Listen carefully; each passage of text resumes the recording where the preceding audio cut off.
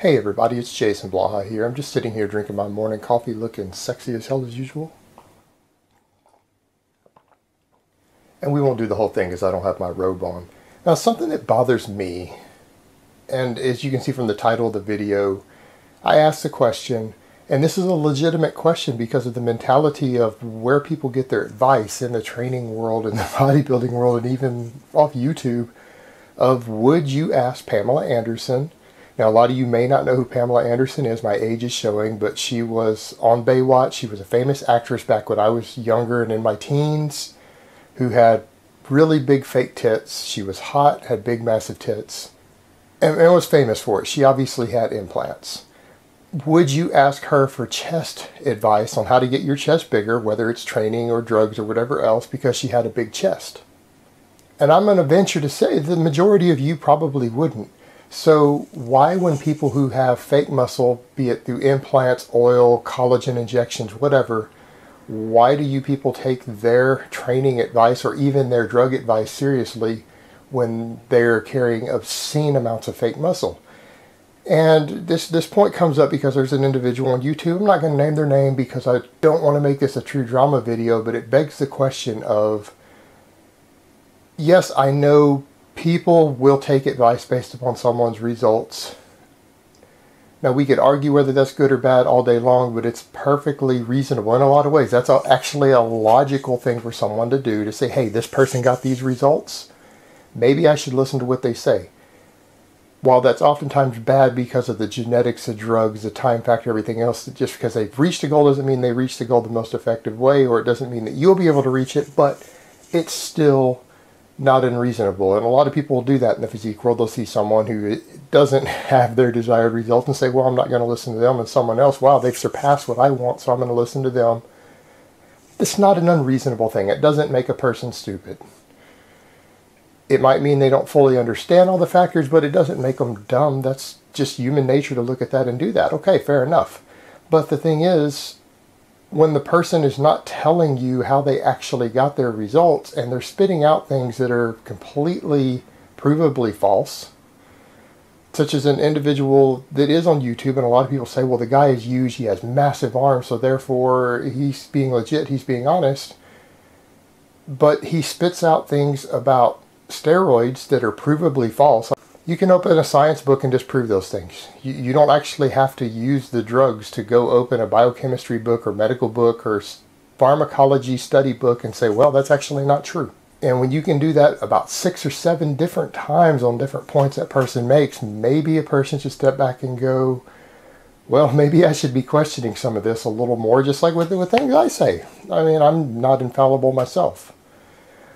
But the people will say, well, I'm going to take this person's advice because they have massive arms, but that person's arms are not actually muscle. And that might come as a big shock to a lot of people out there. A lot of you are new to the game. You don't know a lot about bodybuilding. You don't know about the different cosmetic procedures out there. But there are multiple ways to add inches and inches and inches to your arms that do not involve building any muscle, that don't even involve anabolic steroids. And there's definitely, the person of whom I am speaking has a very distinct look, because you can tell the difference between different types of enhancement. Implants do not look the same as synthol, do not look the same as collagen. Now this person is obviously, when you look at their look, and it's not just that it's obvious from the appearance, but this person's ex-girlfriend actually came online a couple years back and went into vast details about the procedures and where this person actually got them done. That they were something like over 100 different cosmetic procedures formed by a doctor to do this. And it was apparently done down in Mexico because it's cheaper, and that makes a lot of sense. If you live close enough to Mexico and you can go down there once every 2 weeks or once a month and get multiple of these procedures done over the course of a year or two, it can be pretty cheap. And it will be permanent. But this person has what's called PMMA injections, which is basically injecting a liquid collagen that then stays there. And this is a standard cosmetic procedure. A lot of women get this to augment their butt cheeks. But it has a distinct look, and this person has added, this person might have 16-inch arms, they might have 18-inch arms, they might have 20-inch arms under there. You can't really tell because there's such a massive amount of collagen. But there's a minimum of 4 inches maybe as much as 8 inches of arm mass being added through purely collagen injections. And it's not just arms, it's also delts, pecs, everything else. So the question becomes, why do people take advice from someone's results when it's very obvious that a large amount of their results came from something other than actually building muscles, not even muscle? So I don't really understand that. I mean, it would be like none of you would take arm training advice from Greg Valentino because he really fucked up his simple and it looks awful and it really looks terrible.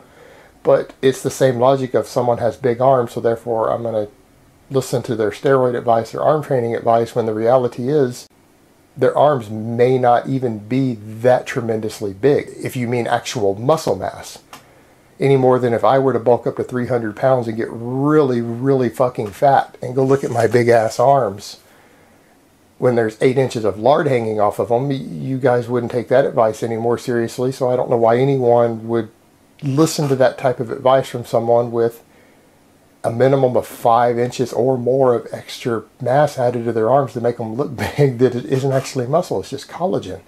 And it's permanent. This person could stop using steroids, they could stop lifting weights, and in 5 years they would still probably have arms over 20 inches because those collagen implants are pretty well permanent. In theory, your body could probably break them down over 30 or 40 years, but it may not even do that. So I just don't understand it, guys. All right, guys, so that's really all I have to say on that today. I hope it has been informative, and I will talk to you guys next time.